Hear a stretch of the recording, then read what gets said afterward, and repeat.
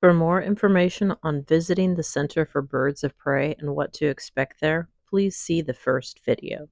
Also, at the end of this video, there is a brief description of the facility and the scheduled flight demonstrations.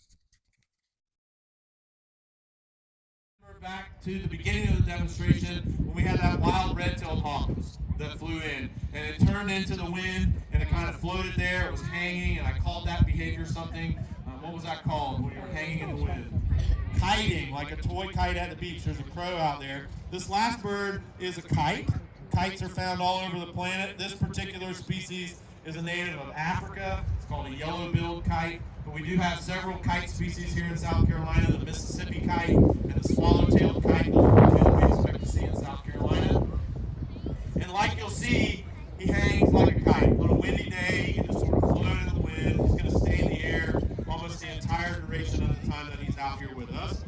He's got a very long wingspan and a long triangular tail. The kites are known for maneuverability, and that long tail gives them the ability to turn quickly and respond to the movements of their prey. Most of the kites are insectivores. Our two native kites, the Mississippi and the swallow-tailed kite, make a living eating dragonflies and grasshoppers, June bugs, cicadas, large flying insects that they catch in their feet. So what Addie's going to be doing behind me, every time she raises her hand, that'll be her cue to the bird that she's going to toss a piece of food into the air. I want you to imagine that the food she tosses into the air is a dragonfly or a grasshopper, some flying insect. And watch what the kite does. So he flies in and he catches it. What part of his body does he use to catch it? His feet. Just like the red-tailed hawk caught the rabbit with his feet. But what he does after he catches his food is a lot different. He can't afford to have to stop to eat his meal. So what does he do? He catches and he feeds on the prey all without stopping. It's a remarkable turnaround that allows him to stay in the swarm of insects and eat over and over again until he's fulfilled his needs for the day. If he were actually catching insects, he'd be processing them as well. They spit out the parts that they don't want, pick off the wings, pick off the exoskeleton, just eat the parts of the insect that provide the nutrition that you need to survive.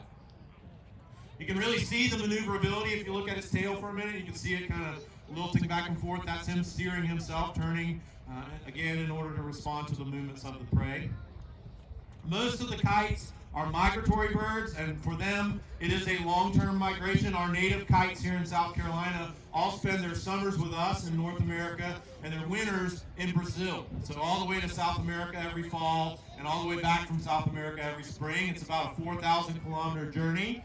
Takes them over the Andes Mountains, it takes them over the Gulf of Mexico. They're flying days on end over open ocean in some cases to get from point A to point B, and then returning to North America to breed every spring. They make their first migration when they're only 2 months old. So they hatch in June in South Carolina, and by August of the same year, they're flying to South America. They're fully grown, flying on their own power. It's pretty remarkable.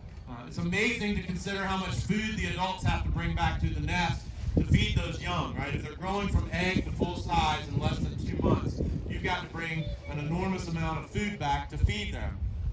Dragonflies might not be your best choice in terms of what food item to take back. And so what we see is that during the breeding season, many of them will broaden their prey base to include larger animals like snakes and lizards that they grab out of the treetops.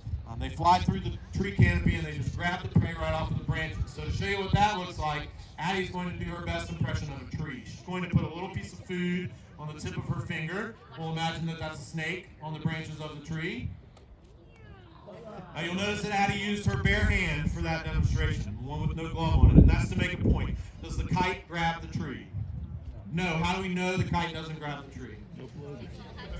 All 9 fingers, right? So we know that the kite doesn't grab the tree. How do we know the kite doesn't grab the tree? Well, we know that he can't afford to grab the tree. If he accidentally grabs the branches of the tree instead of his prey, what happens to him? He comes to an abrupt stop, he injures his feet. It can be a life-ending injury for an animal that uses its feet to make a living. So Addie knows that she can safely do this demonstration more than once and not have to worry about the safety of her fingers. We don't do this demonstration with any of the other birds in the program, by the way. Only the kites are accurate enough to take that food off the branches on the go. One of our native kites is actually an endangered species, the swallow-tailed kite. They're one that you can help us to protect simply by reporting sightings of swallow-tailed kites. Has anybody seen a swallow-tailed kite before? A few of you have, right?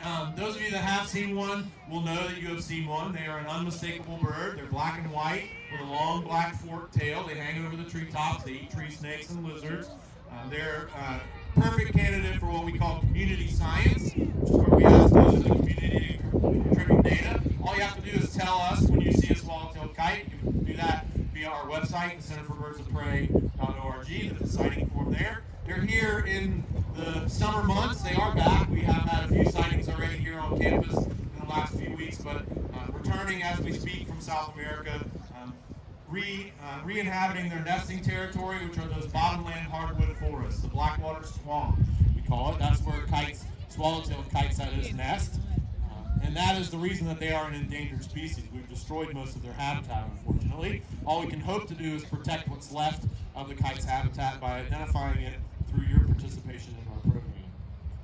All right, so this is our last bird. I'm going to take just a moment as he's wrapping up to let you know what else there is to do here and all of those other things. So first of all, I want to thank you for coming to visit with us. As a nonprofit organization, we depend on our community to do the work that we do. We can't do it without your help, and your admission fees go right back into supporting our medical and educational and research initiatives, so thank you for that. There are a lot more birds for you to see while you're here today. We've got about 110 birds from all around the world on display. They're broken into two main sections. Behind you are all the daytime hunting birds. There's 9 buildings of eagles, hawks, falcons, vultures, kites. They're all that way. Behind me across the field is what we call the owl wood. I'll let you figure out who lives there. There are 3 buildings filled with them in owl wood. There's a gray gravel path on either side of the amphitheater. It leads in a big loop around the campus. Hop on the gravel path. Explore at your leisure.